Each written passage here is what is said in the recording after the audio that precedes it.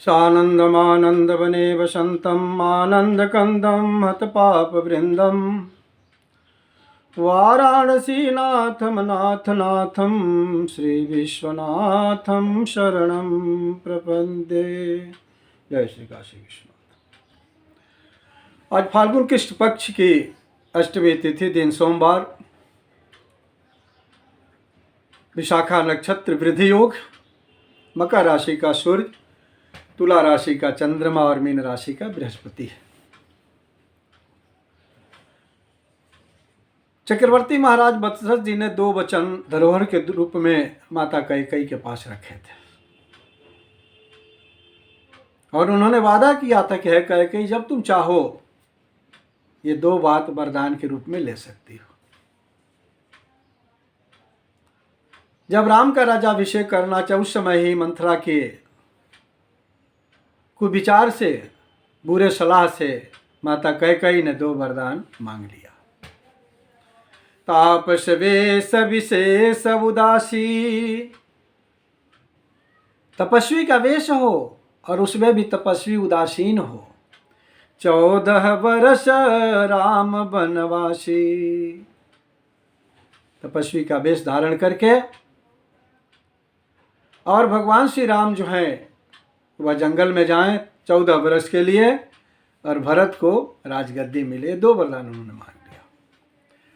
भगवान श्री राम पिता की आज्ञा का पालन करके, माँ की आज्ञा का पालन करके, सबसे आशीर्वाद लेकर के वो जंगल की ओर चल पड़े। साथ में जानकी थी और लक्ष्मण जी। चित्रकूट में जाकर उन्होंने विश्राम किया। भाई भरत को इसकी जानकारी नहीं थी, उनको इसके बारे में ज्ञान नहीं था क्योंकि वो ननिहाल में अपने छोटे भाई शत्रुघ्न के साथ में थे। गुरु वशिष्ठ जी के आमंत्रण पर, जब आदेश पर जब वो अयोध्या आते हैं तो ज्येष्ठ भाई श्री राम को अयोध्या में न पा करके, अपनी भाभी सीता जी को न पाकर, छोटे भाई लक्ष्मण को न पाकर व्याकुल हो जाते, बिलख बिलख करके रोना शुरू कर देते हैं। और चित्रकूट में वो मनाने के लिए, जाने के लिए तैयार होते हैं तो सारी जनता उनके साथ तैयार हो जाती है, सारी सेना चल पड़ती है। चित्रकूट में लक्ष्मण जी विरासन में भैया राम की देखभाल कर रहे हैं, सुरक्षा कर रहे हैं। दूर से देखते हैं तो भरत जी उनकी तरफ आ रहे हैं, उनके साथ में सेना भी है और सारी जनता भी है। लक्ष्मण जी के मन में ये संदेह हो गया कि ये भरत जो है वह श्री राम को मार करके हमेशा हमेशा के लिए अयोध्या का राज निष्कंटक चाहते हैं, इसीलिए इस जंगल में आ रहे हैं। ये मन में संदेह हुआ, लेकिन संदेह को सत्य नहीं मानना चाहिए। हमारे शास्त्र भी प्रमाण करता है और श्री रामचरितमानस भी प्रमाण देता है। जब तक संदेह की सच्चाई न जानकारी हो जाए, संदेह का ज्ञान न हो जाए कि यह संदेह सत्य है कि गलत है, तब तक उस पर आगे नहीं बढ़ना चाहिए।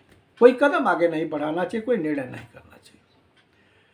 लेकिन लक्ष्मण धनुष पर बाण चढ़ा लिए। इतने में आकाशवाणी हुई, अनुचित उचित काज किछु होहूं।